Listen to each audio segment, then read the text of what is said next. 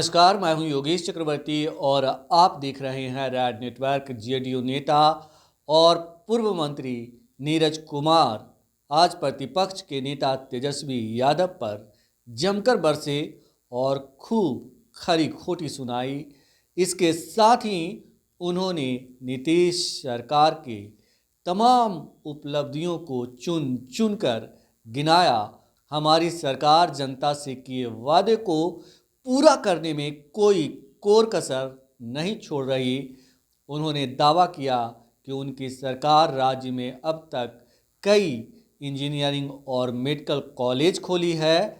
इसके साथ ही उन्होंने कहा कि हम इस बात को लेकर दृढ़ संकल्प हैं कि बिहार का न सिर्फ तस्वीर बल्कि तकदीर भी बदलेंगे।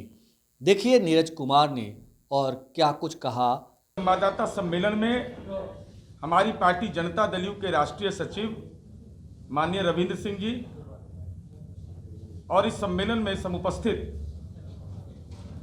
इलेक्ट्रॉनिक, प्रिंट मीडिया एवं उनसे जुड़े हुए तमाम सम्मानित कर्मियों, आज का ये संवाददाता सम्मेलन मूल रूप से 7 निश्चय पार्ट 2 इस पर केंद्रित है। और सर्वप्रथम आज का दिन बिहार के लिए एक सुकून भरी खबर है कि बिहार के माननीय मुख्यमंत्री नीतीश कुमार जी ने जो राजनीति को सामाजिक सरोकार से जोड़ा, आप तमाम लोग इस बात के गवाह हैं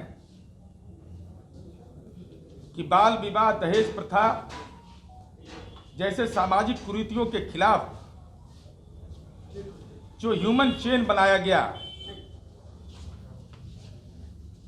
आज ये खबर आई है कि 5th national family health survey report, जो 5वां रिपोर्ट जारी हुआ, उसमें यह बात उभर करके आई कि बाल विवाह के मामले में 2015-16 में 42.8% उसका दर था, उसमें गिरावट दर्ज हुआ है 40.8%। तो माननीय नीतीश कुमार जी ने जो सामाजिक जागरूकता का अभियान चलाया, बाल विवाह जैसे जघन्य जो अपराध जिसको माना जाता है, तो उसका आज प्रकटीकरण हुआ है कि नेशनल फैमिली हेल्थ सर्वे की रिपोर्ट ने ये भी पुष्टि किया कि बिहार के मुख्यमंत्री माननीय नीतीश कुमार जी ने जो जन जागरण चलाया, जो आम लोगों का सहयोग मिला, आज उसके बदौलत इस सामाजिक कुरीति पर भी हम हमला करने में कामयाबी की ओर बढ़ रहे हैं। और माननीय नीतीश कुमार जी राजनीति के भीड़ में पॉलिटिक्स विद डिफरेंस के लिए जाने जाते हैं। यह सवाल बड़ा महत्वपूर्ण है कि राजनीति अलग किस्म की राजनीति, इसीलिए आपने देखा होगा कि आम तौर पर घोषणा पत्र की बुनियाद पर जनता के बीच जाया जाता है, लेकिन माननीय नीतीश कुमार जी ने राजनीति की इस भीड़ में पॉलिटिक्स विद डिफरेंस के लिए जाने जाते हैं, इसीलिए उन्होंने निश्चय शब्द का इस्तेमाल किया। घोषणा नहीं, निश्चय, कमिटमेंट। 7 निश्चय पार्ट 1 2015 में था और 2020 में जब जनता का जनादेश हमको मिला तो राष्ट्रीय जनतांत्रिक गठबंधन के घटक दलों की सहमति की बुनियाद पर 7 निश्चय पार्ट 2 राज्य मंत्रिपरिषद ने उसको अधिसूचित किया है। और जो उसका मूल बिंदु है, जब उसकी ओर आपका ध्यान जाएगा, तो जो हमारी प्रतिबद्धता रही है 2005 के सरकार बनने के बाद, न्याय के साथ विकास का सिद्धांत और हमारा लक्ष्य है आत्मनिर्भर बिहार। पूरी कार्य हम केवल निश्चय नहीं करते, बल्कि पूरी कार्य योजना का हम उसकी कार्य योजना बनाते हैं, उसका अनुश्रवण और उसके लिए संस्थागत ढांचा, बिहार विकास मिशन को यह जिम्मेदारी दी गई है। और साथ ही साथ हम इस बात की चर्चा इसलिए कर रहे हैं कि माननीय नीतीश कुमार जी ने एक बड़ा फैसला लिया है। जो बच्चे जन्म लेते हैं जिनके हृदय में छेद हो जाता है, ये नेशनल एवरेज है कि प्रति 1000 पर एक बच्चे जिनके हृदय में छिद्र पाए जाते हैं। अब वो बच्चा शैशव अवस्था में, उसके विभिन्न कारण हैं, उसमें कुपोषण भी एक कारण है, उसमें माता को कोई इन्फेक्शन हो गया, कोई दवा का इन्फेक्शन हो गया, वह भी एक कारण है।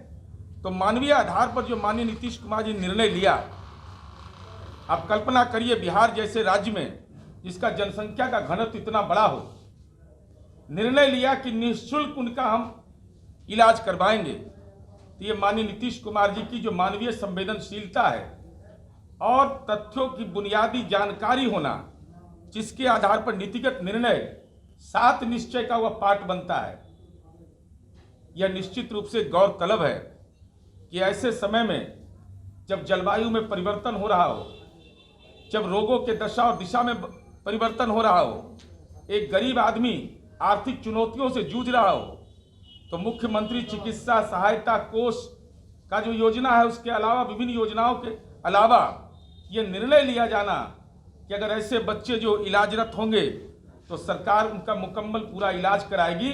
तो हम समझते हैं कि माननीय नीतीश कुमार जी ने एक ऐतिहासिक फैसला लिया है और ये बिहार के आम आवाम के लिए एक राहत भरी खबर है।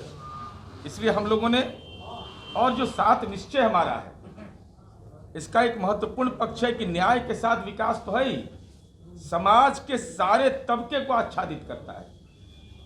कोई ऐसा तबका नहीं जो उसके लाभ से वंचित रहेगा। इस योजना की एक महत्वपूर्ण विशेषता है। और दौर बदला है बिहार का। क्या दौर था बिहार में? 2005 के पहले इस बिहार में नारा लगता था, लाठी पकड़ो कलम छोड़ो, लाठी पकड़ो कलम छोड़ो, प्राइमरी स्कूल के बदले चरवाहा विद्यालय चलो। आईटी भाईटी में क्या रहता है, साइंस टेक्नोलॉजी क्या बला है, ये नारे लगते थे इस बिहार के अंदर। और आज बिहार ने नारा बदला अपना, आओ हम सब मिलकर बनाए एक ऐसा बिहार, आत्मनिर्भर बिहार का सपना हो साकार, अपनी तरक्की देख के सारी दुनिया हो हैरान, 7 निश्चय पार्ट 2 से बिहार को मिलेगी नई पहचान।